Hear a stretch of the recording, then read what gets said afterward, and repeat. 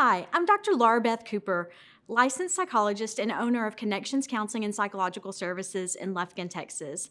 Today I want to talk about something that's really important to know if you're struggling to manage your diabetes, and that is anxiety. Many people may not know that anxiety doesn't just impact your mind, but it also impacts your blood sugar levels, which can make controlling diabetes difficult to manage. Our body has a tendency to manage perceived danger, and it does this with our fight or flight response. And that happens if we were to see a bear or a tiger, our body would kick into fight or flight mode.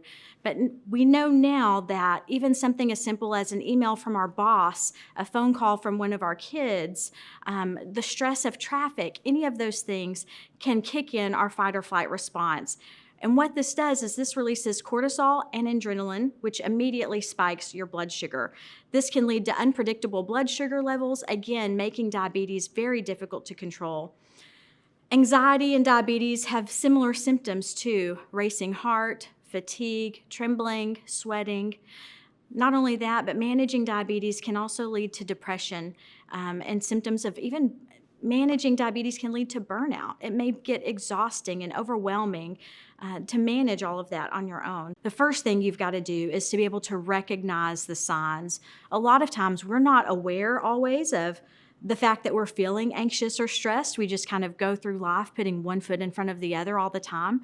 And so it's really important to know within yourself when you're feeling anxious or stressed. When are you feeling depressed?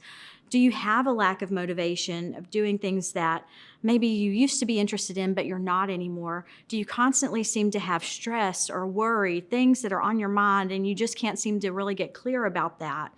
These are all signs that maybe you need to talk with someone who can help you sort out some of those thoughts and get a handle on your diabetes and your mental health so that you can move forward and take care of yourself, because I know you also have loved ones that need you too. So you're not going to be able to take care of them unless you take care of yourself first. So it's so important to know when you're struggling. And if you don't know when you're struggling, make sure you have a good support system in place.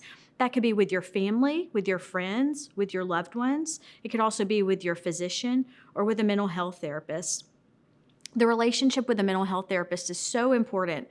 It's unlike any other professional relationship, because this is a relationship where you can come and talk about anything without fear of judgment. This person is not going to judge you. This person is not going to dismiss your problems as being too little or not serious enough. If there's something that you would like to sort out related to anxiety or depression and how it's impacted by your medical condition, definitely reach out sooner rather than later. Thank you again for watching this video. It's so important that you're taking care of yourself by prioritizing this and making time to do this. Again, if you have any questions or you need to follow up and take care of your mental health, feel free to contact us at Connections Counseling in Lufkin.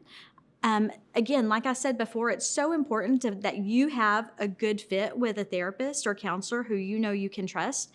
And so feel free to shop around and also check with your primary care physician or Angelina County and City's Health District for a referral. Thank you.